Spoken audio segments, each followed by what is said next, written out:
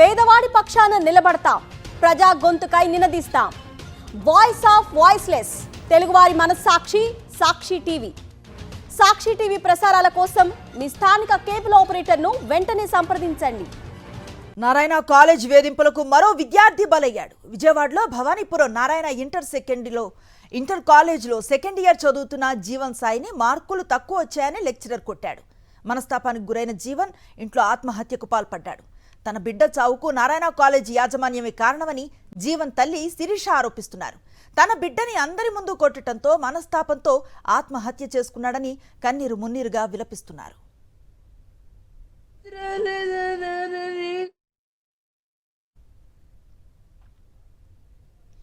ఇదే అంశానికి సంబంధించి మరింత సమాచారం విజయవాడ భవానీపురం నుంచి మా ప్రతినిధి లోకేష్ అందిస్తారు.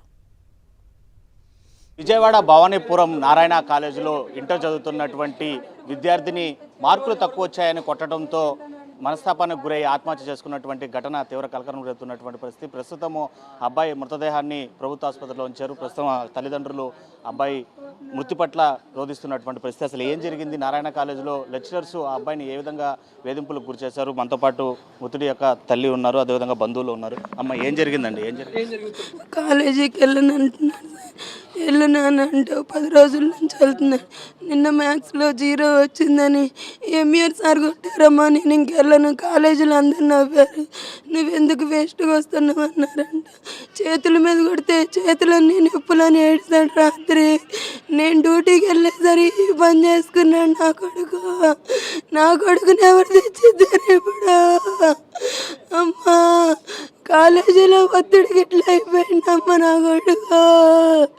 మేమే రోజు దెబ్బ కొట్టి మాట అనుకోలేదా? నా కొడుకు ఏడమ్మా ఇప్పుడు కాలేజీలో మ్యాథ్స్ సరిగ్గా చేయలేదని కొట్టారంటమ్మా. అమ్మా, అంటే వాళ్ళ తండ్రి గారు కూడా ఉన్నారు. సరే, ఏంటి అంటే ఎప్పుడు కొడుతూనే ఉంటారా అక్కడ? ఏంటి పరిస్థితి? అబ్బాయి ఏం చెప్పాడు కాలేజ్ గురించి? టార్చర్గా ఉంటుందని కాలేజీకి వెళ్ళాను అన్నారు సార్. ఫస్ట్ ఇయర్ కంప్లీట్ చేసాం, అలాగే కంప్లీట్ చేశాడు. కంప్లీట్ చేసిన తర్వాత సెకండ్ ఇయర్కి వెళ్ళాను. బాగా మొర ఇచ్చేసరికి వేరే కాలేజీలో ట్రై చేశాను సార్. వేరే కాలేజీ సెకండ్ ఇయర్ ఎవరో జాయిన్ చేసుకొని అన్నారు. జాయిన్ చేసుకోపోయేసరికి మళ్ళీ బతిలాడు అక్కడికే పంపిస్తున్నారు. దేనికి వస్తున్నావు, చదువుకోవడానికి రాదు, వేస్ట్గా వస్తున్నావు అని చేతుల మీద కొట్టాడు సార్. చేతులు వెనక పక్క తిప్పి చేతులు వెనక పక్క తిప్పి కొట్టాడు. పైన కొట్టారా? వెనక్కి తిప్పి అని చెప్పి కొట్టాడు. గాయాలు ఉన్నాయా అంటే నొప్పి అన్నాడు సార్. గాయాలు లేవు, బాగా నొప్పి పుడుతుంది అన్నాడు. చేయి పట్టుకుంటే నొప్పి పుడుతుంది అన్నాడు. వాడు కాలేజ్ టార్చర్ కాలేజ్ అనేవాడు. కానీ బాగుంటుంది నాన్న, వెళ్ళని బలంతం చేసాము. కంటిన్యూ చేయమన్నా కానీ సార్ వాళ్ళకి చెప్పొచ్చా, కొంచెం ఇబ్బంది పెట్టకండి, రానని ఇంట్లో నుంచి వెళ్ళిపోతే ఎత్తుకొచ్చుకున్నామని వెళ్ళి ప్రిన్సిపల్తో మాట్లాడొచ్చాము. లాస్ట్ ఇయర్ సబ్జెక్ట్ పోతే రాసాడు, వచ్చింది. ఇయర్ కూడా అట్లా అవుతుంది అనుకున్నా కానీ నా కొడుకుని కొడతారని నేను అనుకోలేదు. వాడు షేము ఫీల్ అయిపోయాడు. షేము ఫీల్ అయి నాకు దూరం అయిపోయాడు. నన్ను కొట్టారమ్మా, నేను ఈ రోజు నుంచి వెళ్ళనని చెప్పాడమ్మా నా కొడుకు. మేమెంత బుజ్జికిచ్చి పంపుతున్నామో రోజు కాలేజీకి. నా దగ్గర నుంచి వెళ్ళంటే వాళ్ళ అదృష్టం అని అక్కడి నుంచి పంపుతున్నాము అమ్మా. కొట్టడం ఏంటి సార్? అంటే ఇంటర్ చదివేటువంటి విద్యార్థిని ఎవరిచ్చారు చెప్పండి? పిల్లల్ని మందలించాలి కానీ టీచ్ చేసే విధానం వేరే ఉంటుంది. కానీ మరీ ఇంతకనమా పిల్లల్ని కొట్టే అధికారం టీచర్స్కి ఎవరిచ్చారు చెప్పండి? కొట్టడం కరెక్ట్ కాదు కదా. మందలించాలి, లేకపోతే పేరెంట్స్కి పిలిచి చెప్పాలి ఇట్లా అని చెప్పేసి. కానీ కొట్టడం ఏంటండి?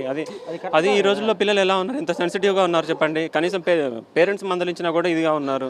అలాంటిది నలుగురు ముందు కొడితే పిల్లలు ఎలా ఫీల్ అవుతారు? రేపు తోట వాళ్ళతో ఎలా వెళ్తారు కాలేజ్కి? ఎలా ఉంటారు క్లాస్లో? ఎలా ఫేస్ చేస్తారు వాళ్ళని? నారాయణ కాలేజీకి సంబంధించినటువంటి లెక్చరర్లు క్లాస్ రూమ్లోనే మార్కులు తక్కువ వచ్చాయని అందరు విద్యార్థుల ముందు చేసుకోవడంతో ఒకసారిగా తను మనస్తాపానికి గురైనట్లుగా కూడా తెలుస్తుంది. ఆ మనస్తాపంతోనే పూర్తిగా ఆత్మహత్య చేసుకొని మృతి చెందాడు అని చెప్తున్నటువంటి పరిస్థితి విద్యార్థి తల్లిదండ్రులు. నారాయణ కాలేజీ యాజమాన్యం యొక్క ప్రవర్తనలో ఏమాత్రం మార్పు రాలేదని కూడా మనం చెప్పాలి.